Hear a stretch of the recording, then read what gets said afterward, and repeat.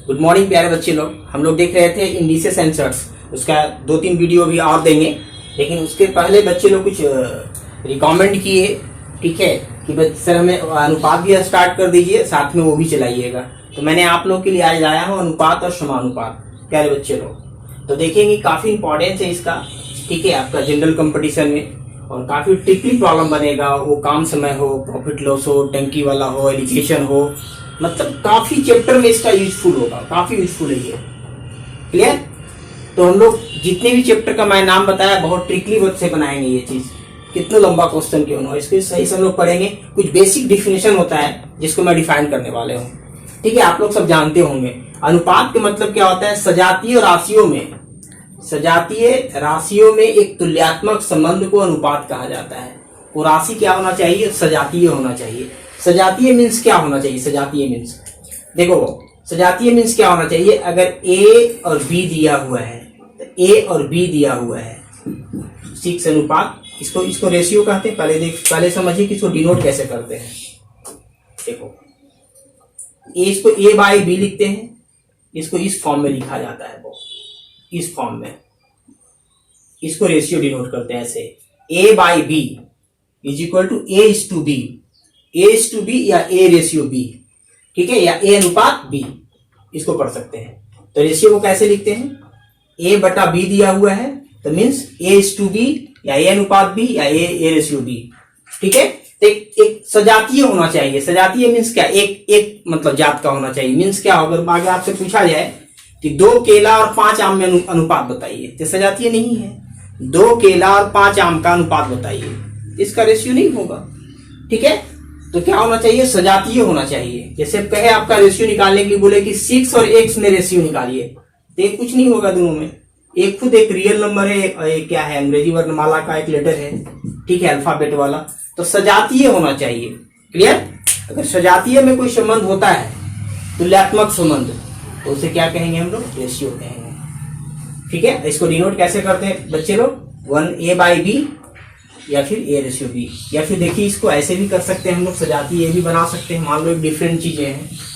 देखो प्यारे बच्चे, अगर मान लो आपके पास 2 फीट एंड, ठीक है, 6 इंच, क्या इसका अनुपात निकलेगा? क्या यह सजातीय है? तो हाँ, ये सजातीय है। क्यों सजातीय है? क्योंकि दोनों में एक रिलेशन है। फीट और इंच में हम लोग रिलेशन जानते हैं, तो इसका रेशियो निकल सकता है। कैसे निकल सकता है? तो 2 फीट बराबर हो जाएगा, इसको इंच में कन्वर्ट करो तो 12, ठीक है, 12 इंच बराबर 1 फीट होता है। 12 इंच बराबर 1 फीट, या 2 फीट है तो 2 गुने 12, और यहाँ 6 से इसको रेशियो निकालना, डिवाइड कर दो। प्यारे बच्चे लोग क्या आएगा? यहाँ से 2 आएगा तो 4 अनुपात 1 मीन्स 4 रेशियो 1 आएगा। इसमें होगा। ऐसा नहीं कि 2 अलग अलग चीजें हैं, दोनों सेम चीजें। क्यों? क्योंकि दोनों में रिलेशन है। अगर रिलेशन है दोनों में तो फिर उसका रेशियो निकलेगा, रिलेशन नहीं होगा तो रेशियो नहीं निकलेगा, ठीक है। क्लियर? जैसे आपको कहा जाए, एक और एग्जांपल ले लो, ठीक है। अब मान लो कि कहा जाए 5 मीटर, ठीक है, एंड 10 सेंटीमीटर में क्या कोई अनुपात निकाला जा सकता है? तो निकलेगा। दोनों में एक रेशियो है, दोनों में क्या है? एक रिलेशन है। क्योंकि 100 centimetre is equal to 1 metre, तो 400 मीटर दिया हो, 4 मीटर दिया हो मीन्स 400 हो जाएगा। ये 100 सेंटीमीटर में 1 मीटर होता है, तो 100 सेंटीमीटर बराबर 1 मीटर, तो 4 मीटर है, तो 4 गुने 100, और y क्या हो जाएगा? 10। इसको डिवाइड करोगे तो 40 आएगा, तो इसका जो रेशियो आएगा 40:1 आएगा। ये हो सकता है। दोनों डिफरेंट था, मीटर सेंटीमीटर, लेकिन दोनों में एक रिलेशन है, इस वजह से इसका रेशियो निकलेगा। ये दोनों डिफरेंट चीज था, बट दोनों में रिलेशन है, फीट और इंच में रिलेशन है, तो निकलेगा। क्लियर?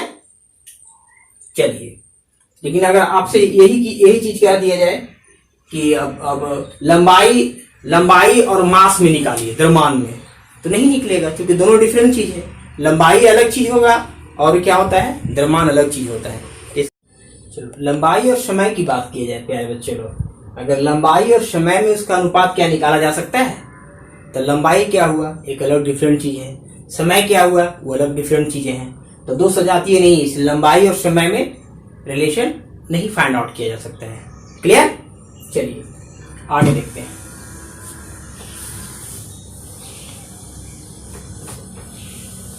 देखो अब समझेंगे समानुपात। समानुपात को कहते हैं प्रोपोर्शनल, और इसको डिनोट कर किया जाता है बच्चे लोग। देखो इससे प्रोपोर्शनल को ऐसे डिनोट करते हैं, ऐसे ये प्रोपोर्शनल होता है। प्रोपोर्शनल को हम लोग जो डिनोट करते हैं इस तरह से लिखते हैं, प्रपोर्शन कहते हैं इसको। ये डिनोट किया जाता है प्रपोर्शन को, इसको प्रपोर्शन पढ़ते हैं, समानुपात। क्लियर? तो जब दो अनुपात बराबर हो तो चारों पद समानुपाती कहलाता है। कम से कम इसमें 4 पद होना चाहिए, 4 पद में ही रिलेशन होता है। 4 पद मीन्स कैसे समानुपाती? अगर A:B दिया हुआ है इज इक्वल टू C:D दिया हुआ है, ठीक है, इसमें 4 पद होना चाहिए, ऐसे लिखा हुआ है। इसको हम समानुपाती में अगर लिखना चाहें प्यारे बच्चे लोग, जब दो अनुपात बराबर समानुपाती कहलाता है, चारों पद समानुपाती कहलाता है। इसको मिटाता हूं मैं, देखिए यहां से इसको कैसे लिखा जाएगा। A:B देखो समानुपाती को ऐसे लिखते हैं इस साइन से, C:D, ठीक है। तो ABCD क्या कहलाएगा? समानुपाती कहलाएगा। ये चारों जो टर्म है वो ABCD समानुपाती कहलाएगा। इसको हम लोग ब्रेक कैसे करते हैं बच्चे लोग? इसको हम लोग ब्रेक करते हैं, दोनों इक्वल ही है, इसको ऐसे लिखा जाएगा A/B। A/B मीन्स क्या? देखो अनुपात के मतलब हर केस में बट्टा नहीं होता है। जब 2 पद हो तभी बट्टा होगा अनुपात के मतलब। अगर 3 पद हो गया तो फिर वो बट्टा नहीं आएगा। अनुपात के मतलब बच्चे क्या जानते हैं? बट्टा। लेकिन हर केस में बट्टा, सिर्फ 2 रहेगा टर्म तभी बट्टा, 2 से अधिक तो बट्टा नहीं होगा वो। क्लियर? जैसे यहाँ पे होगा अनुपात का मतलब बट्टा, C/D, इसको मल्टीप्लाई करके दिखो। जब मल्टीप्लाई करेंगे बच्चे लोग तो AD इज इक्वल टू क्या हो गया? BC। तो इस समानुपात में एक रिलेशन हो गया वो, कि समानुपात के मतलब दोनों इक्वल होता है, क्रॉस मल्टीप्लाई कर दिया, ठीक है। या तो फिर इसको ऐसे भी समझो, अगर ऐसे दिया हुआ है, दूसरे मेथड से समझिए कैसे इसको बनाते हैं। समानुपात है, देखो वो समानुपात है B:C:D। देखो कैसे मल्टीप्लाई होता है? तो मल्टीप्लाई होता है आउटर के साइड। देखो A:D, समानुपात मतलब इक्वल किया तो क्रॉस मल्टीप्लाई कर दिया आया। तो आउटर के साथ इनर के साथ मल्टीप्लाई होता है। आउटर के साथ मल्टीप्लाई करो और इनर के साथ मल्टीप्लाई करो। समानुपाती को मल्टीप्लाई करने का तरीका होता है प्रोपोर्शन को। इसको करेंगे प्यारे बच्चे तो क्या आएगा? A:D इज इक्वल टू क्या आएगा? B into C। A:D is equal to B into C। Outer के साथ और इनर के साथ, आउटर के साथ इनर के साथ, ठीक है। ऐसे करते हैं समानुपाती। अगर मान लो 3 टर्म हो, ऐसे तो 4 टर्म ही रहेगा तभी समानुपात निकलेगा। अगर 3 टर्म दिया गया उसको कैसे समानुपात निकालेंगे? तो मेनली इसमें क्या फोकस करना है कि डिनोट ऐसे करते हैं। अगर मल्टीप्लाई करना होगा, मेनली की मैं बात कर रहा हूं, तो आउटर में बाहरी पद को बाहरी के साथ और अंदर वाला पद को अंदर के साथ मल्टीप्लाई कर दो, या फिर इसको ऐसे भी लिख सकते हो। दोनों दोनों मेथड में जो समझ में आए उसे लिख सकते हो, ठीक है। अगर इस पे टर्म दिया गया है 3, प्यारे बच्चे लोग, अगर 3 टर्म दिया हुआ है, इसको हमें समानुपात के फॉर्म में लिखना है। तो देखो इस फॉर्म में लिखने के लिए क्या करना होता है? समानुपात के फॉर्म में लिखने के लिए देखो ये बीच वाला नंबर है ना, वो रिपीट हो जाएगा। बीच वाला नंबर क्या होगा? रिपीट हो जाएगा। A:B:C दिया गया है, इसको समानुपात के फॉर्म में लिखना है। तो जो मिडिल वाला टर्म है, मिडिल टर्म वो इसमें भी आएगा और इसमें भी आएगा। क्लियर? तो इस केस में अगर हम लोग लिखना चाहें तो A:B इज इक्वल टू, ठीक है, B:C, क्रॉस मल्टीप्लाई करेंगे तो ये आ जाएगा B² is equal to AC, means B is equal to क्या आ जाएगा? √AC।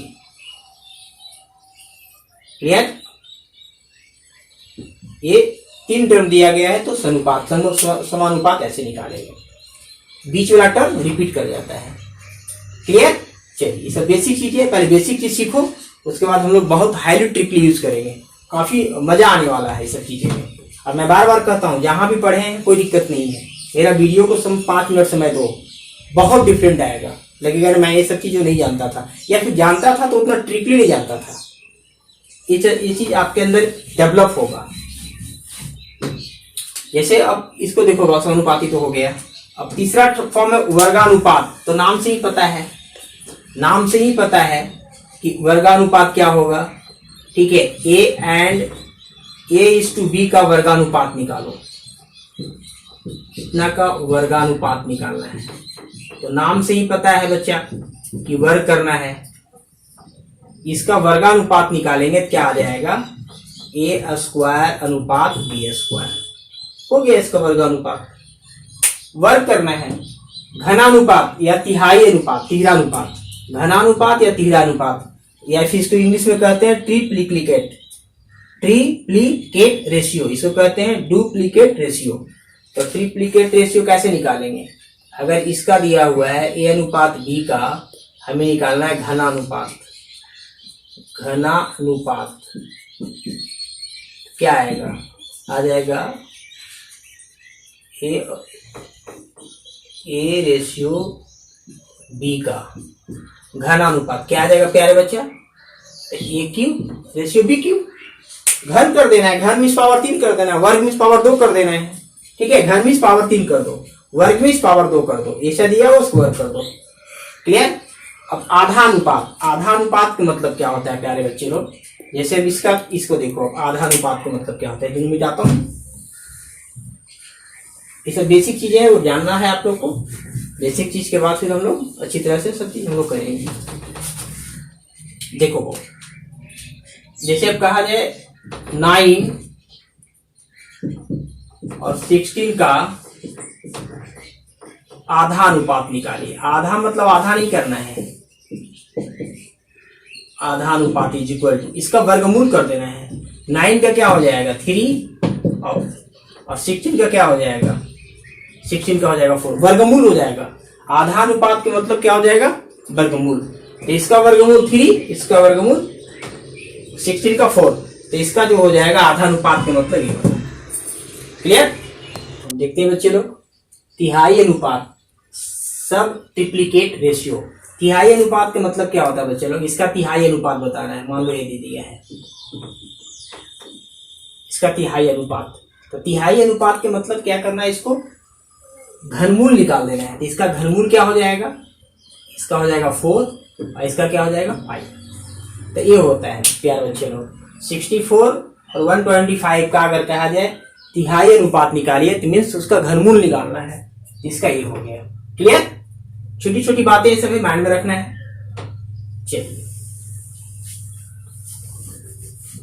सब छोटी छोटी इसको यूज करेंगे। निश्चित अनुपात क्या होता है, compound ratio. Compound ratio means अगर ऐसे दिया हुआ है, एग्जाम्पल के तौर पे मैं दे रहा हूं 4:5:1:2, बीच में कॉमा दिया हुआ बच्चा, इसको कहेगा मिश्रित अनुपात में निकालिए, कंपाउंड रेशियो में निकालिए। कैसे करते हैं इसको, देखो तो मिश्रित जो अनुपात निकालते हैं इसको, या कंपाउंड अनुपात,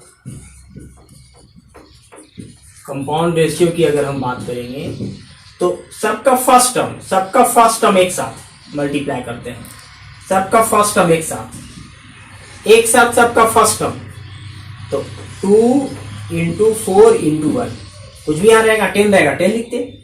और सबका लास्ट टर्म एक साथ, सबका लास्ट टर्म, तो यहां से ये जाएगा, फिर यहां से ये जाएगा, सभी का फर्स्ट टर्म और फिर रेशियो सभी का लास्ट टर्म, 3 × 5 × 2, 3 × 5 × 2, और इसको निकाल दो, ये आ जाएगा 8 और ये कितना आ जाएगा 15 30। तो देखो ये रेशियो जो होता है सिंपलेस्ट फॉर्म में लिखा है, तो आगे हम लोग इसका डिस्कशन करेंगे। जो डिफिनेशन तो दे रहे हैं ये सिंपलेस्ट फॉर्म में नहीं है, ठीक है। इसको सिंपलेस्ट फॉर्म मतलब सरल अनुपात में निकालना है। तो सिंपलेस्ट फॉर्म में अगर निकालेंगे तो इसको कितने से डिवाइड करेंगे हम, दोनों 2 से डिवाइड हो रहा है। देखो ये सिंपलेस्ट फॉर्म हो गया, मतलब इसके बाद रेशियो नहीं है कटेगा, ये दोनों इक्वल है, 20 लिखे या फिर 20 लिखे, दोनों क्या इक्वल है, ठीक है। इसका 2 टाइम्स हो गया, तो ये सिंपलेस्ट फॉर्म में कहलाता है सरल अनुपात।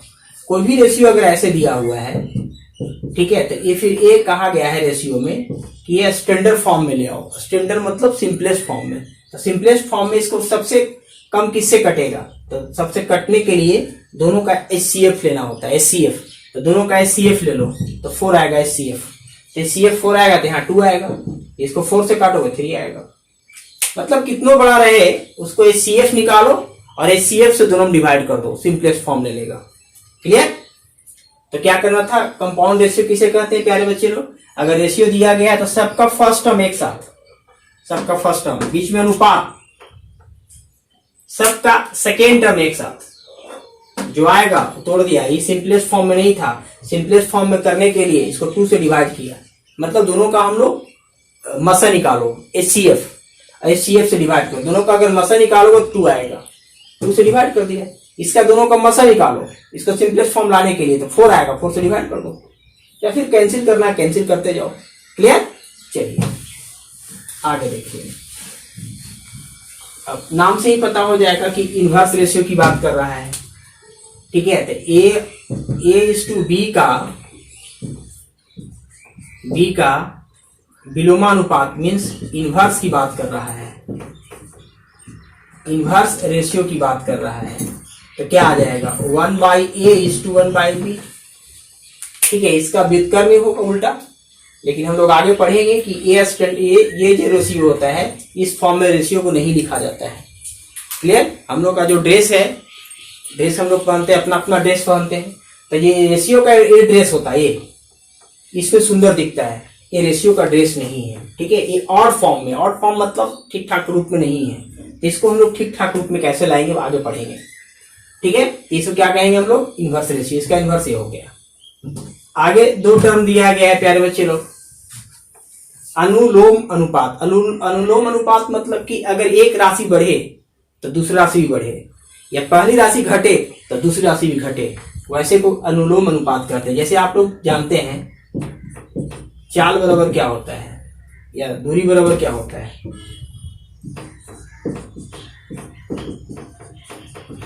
चाल गुने समय, इसे पढ़ते हैं, आप पढ़े हैं आप लोग। देखो, तो पहली राशि बढ़े तो दूसरी राशि भी बढ़े, या पहली राशि घटे तो दूसरी राशि भी घटे, उसे क्या कहते हैं, अनुलोम अनुपात। मतलब अगर चाल बढ़ गया तो दूरी बढ़ेगा, चाल अगर घट गया तो दूरी भी घटेगा। या ऐसा समझो कि अगर समय बढ़ गया तो दूरी बढ़ गया, समय घट गया तो दूरी घट गया। अब प्रतिलोम अनुपात मीन्स एक राशि बढ़े तो दूसरी राशि घटे, या दूसरी राशि घटे तो पहली राशि बढ़े, उसे क्या कहते हैं, प्रतिलोम। ठीक है, अगर इसमें आप निकालना चाहें चाल बराबर तो क्या निकालेंगे बच्चे लोग, चाल बराबर निकालना चाहेंगे तो दूरी बाई क्या होगा, समय। ठीक है, तो इसमें क्या है, अगर समय कम लगे तो चाल को बढ़ाना पड़ेगा, अगर हम चाल बढ़ा दिए तो समय कम लगेगा। एक बढ़ रहा है तो दूसरा घट रहा है। अगर कोई डिस्टेंस है, फिक्स डिस्टेंस है, चाल हमको बढ़ा देना है, समय कम जाएगा। अगर समय आपको क्या करना है, कम गया, ठीक है, तो चाल को बढ़ाना पड़ेगा। चाल को अगर बढ़ाएंगे तो क्या होगा, समय कम लगेगा। अगर हम समय को बढ़ाएंगे तो चाल कम करना पड़ेगा। क्लियर? चलिए